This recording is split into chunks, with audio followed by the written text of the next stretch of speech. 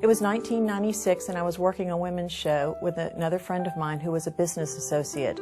It was toward the end of the day and the show was rather slow at that time, so we were wandering around looking at other booths.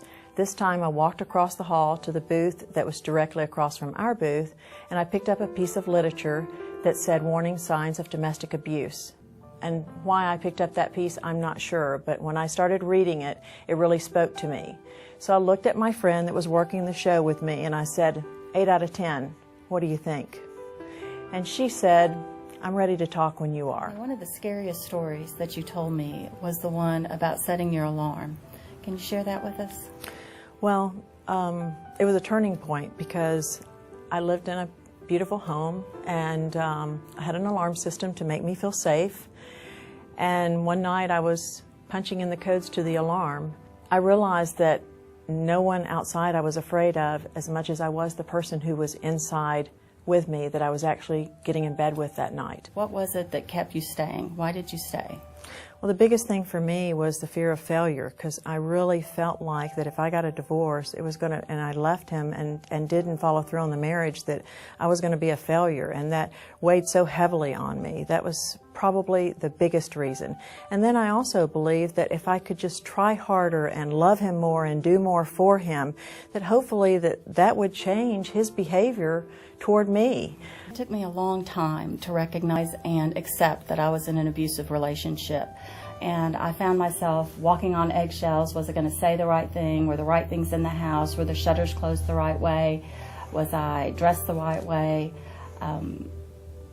And it took a long time to accept that it was in fact an abusive relationship, that I did not deserve to be talked to the way I was being talked to be called the names that I was being called. And if you have a friend who comes to you and is telling you that they are in an abusive situation and telling you stories that make you uncomfortable, let them know that you believe them. Often the abusers are very charming, and it would be hard to imagine that your friend may be going through something like this. And I think one of the things that I was able to do for Connie is let her know that I believed what she was telling me.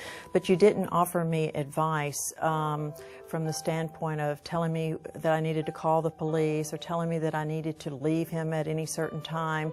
And you left that up to me. You left that up to me to work through at my own time and my own pace, and that was so important.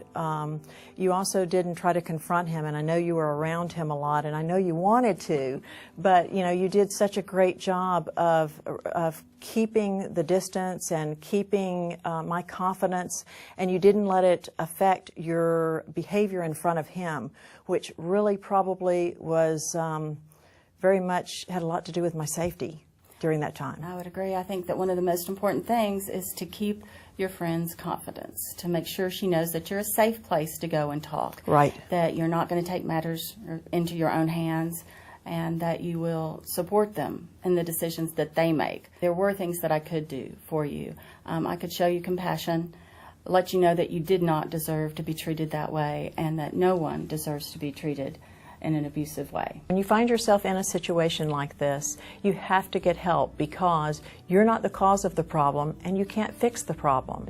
So what I do is I try to make sure that I give people the information for the YWCA crisis line. The YWCA offers many things to people who are in a crisis situation.